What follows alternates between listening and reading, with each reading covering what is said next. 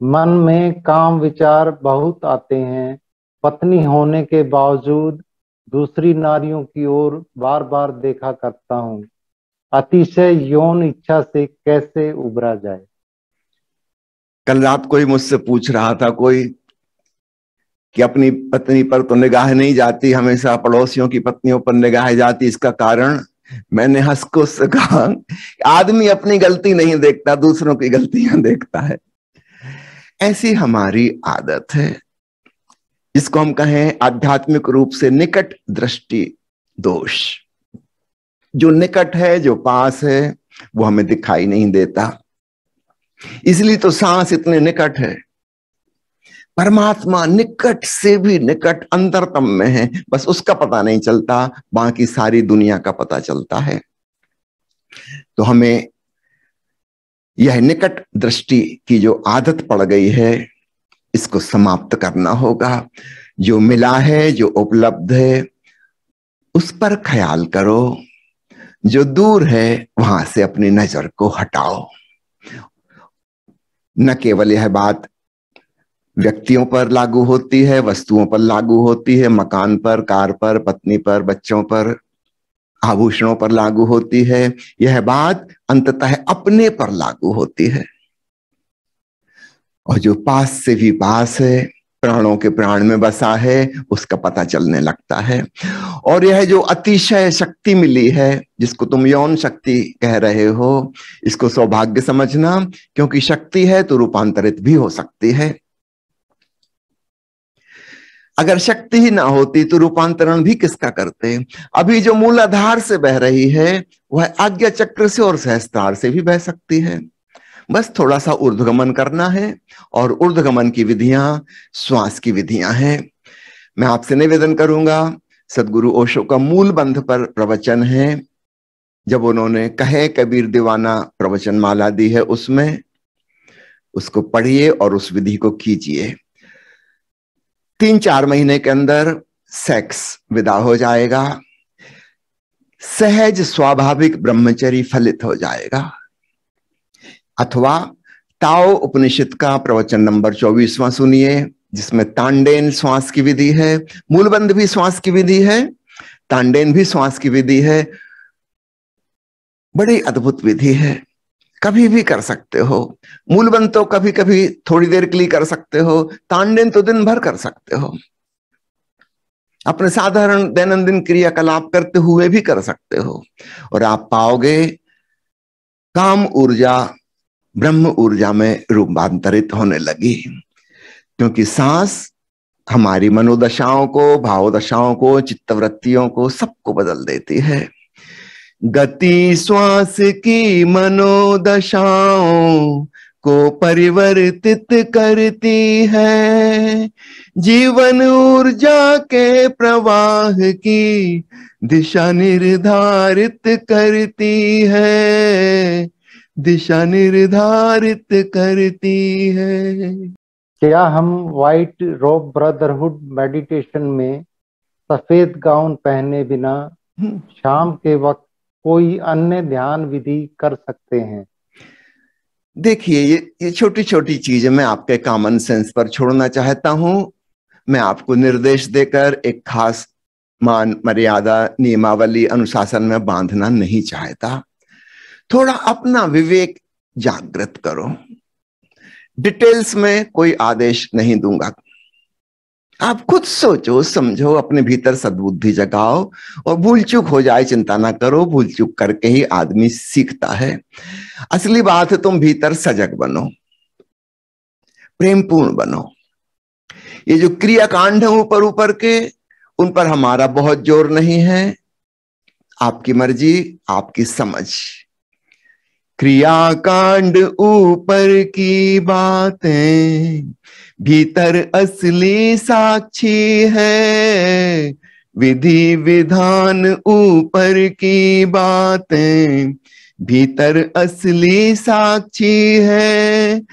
अपने प्रति ही होश साध लो, मिलती तभी समाधि है, मिलती तभी समाधि है।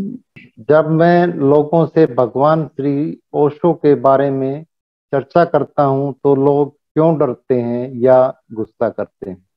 ऐसा बिल्कुल स्वाभाविक है कि लोग जिन रूढ़ियों को, परंपराओं को ढो रहे हैं, ओशो को समझेंगे तो पता चला है कि उनका सारा अतीत गलत था।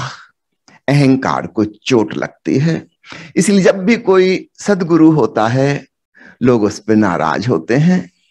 सदगुरु का अर्थ है ऐसा गुरु जो सत्य बताएगा, वो हमें सांत्वना नहीं देखा। ओशो ने जिक्र किया है कि उनके बचपन में एक सज्जन से मुलाकात हुई, बड़े प्रसिद्ध महात्मा थे वो, लेकिन जब कभी मंच से वो कुछ कह रहे हों और श्रोतागण ताली बजा दें, वे एकदम उदास हो जाते हैं। तो ओशो ने उनसे पूछा कि मैंने कई बार देखा तालियां बजाने पर आप प्रसन्न नहीं होते, उदास हो जाते हैं। उन महात्मा जी ने कहा कि लोग जिस पर तालियां बजाएं मतलब उनको समझ में आ गई, तो मुझे लगता है मुझसे कुछ गलती हो गई, क्योंकि सत्य को प्रशंसा मिले ये तो हो ही नहीं सकता, मुझसे कहने में कुछ भूल चूक हो गई होगी। सत्य पर तो लोग क्रोधित होते हैं। तभी तो सुकरात को, मीरा को जहर पिलाया जाता है, ईसा मसीह को सूली लगाई जाती है। क्रांतिकारी सदगुरुओं पर होता जग नाराज, क्रांतिकारी सदगुरुओं पर होता जग नाराज। दकियानूसी शिक्षक को पहनाते हैं ताज रे बंधु, पहनाते हैं ताज।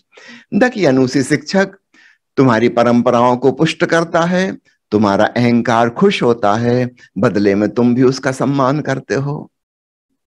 ऐसा एक म्यूचुअल एक्सप्लॉयटेशन चल रहा है।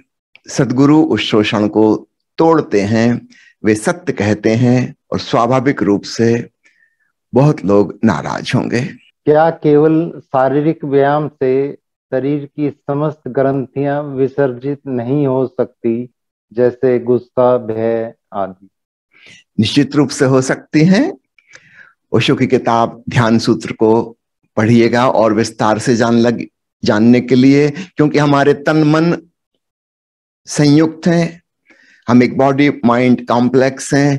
एक चीज को हम बदलें तो दूसरी भी बदल जाती है।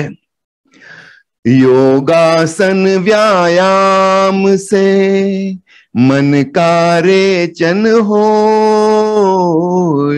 योगासन व्यायाम से मन का रेचन हो। श्वास मुद्रा बंध से दमन विसर्जन हो रे बंधु, दमन विसर्जन हो। वो जो सप्रेशन है, रिप्रेशन है, उसका एक्सप्रेशन हो जाता है और उसका सब्लिमेशन हो जाता है, ट्रांसफॉर्मेशन हो जाता है। सांसारिक जीवन में कुछ बात मन के अनुसार ना हुई या कोई भूल हुई तो वह बात लंबे समय तक मन में चिपकी रहती है। इस वजह से अशांत रहता हूँ, क्या करना चाहिए? इन सारी चिपकी हुई चीजों को झड़ाने के लिए ओशो ने डायनेमिक मेडिटेशन, सक्रिय ध्यान बनाया है, उसका प्रयोग कीजिए। सक्रिय ध्यान करो सुबह, फिर रखो सांस का ध्यान। सोते समय तथाता में डूब करो विश्राम रे साधु, डूब करो विश्राम। सुबह डायनेमिक कर लो, दिन भर विपස්සना करो और सोते समय तथाता ध्यान। तथा का मतलब है स्वीकार, अनुकूल प्रतिकूल सब घटनाओं का स्वीकार। उस स्वीकार भाव में अहंकार की मृत्यु हो जाती है और परम विश्राम उपलब्ध होता है। फिर कोई चीज चोट नहीं पहुंचाती। निश्चित रूप से कभी तुम्हारे मन के अनुसार होगा, कभी मन के विपरीत होगा, और तुम साक्षी बने रहोगे, तुम स्वीकार भाव में डूबे रहोगे। समय की कमी के कारण क्या रात में विपස්සना करना उचित है? ये सवाल तो ऐसे ही हो गया कि डॉक्टर ने प्रिस्क्रिप्शन दिया था कि सुबह सुबह कॉफी पी लेना और रात को नींद की गोली खा लेना, और आपने उल्टा कर दिया। रात को सोते समय कॉफी पी ली और सुबह उठ के ट्रैंक्विलाइजर की गोली ले ली। स्वास्थ्य सुधरने की बजाय और बिगड़ जाएगा। नहीं, जैसा रिकमेंडेड है ध्यान की विधियों को उस समय अनुसार ही करना चाहिए। आप अपनी जीवनचर्या में थोड़ा सा परिवर्तन कीजिए।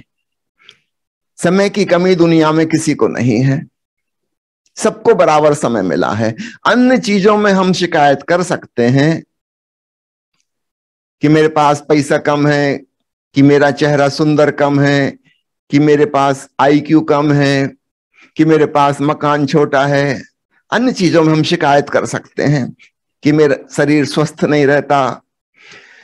समय तो सबको एक सा मिला है, एक दिन में 24 घंटे, 1 घंटे में 60 मिनट, 1 घंटे में 1 मिनट में 60 सेकंड।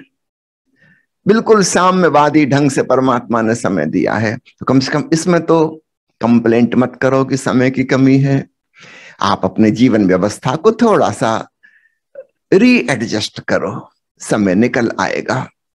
ओशो की एक किताब है ध्यान विज्ञान, दूसरी ध्यान योग प्रथम और अंतिम मुक्ति, कृपया इनको पढ़िए।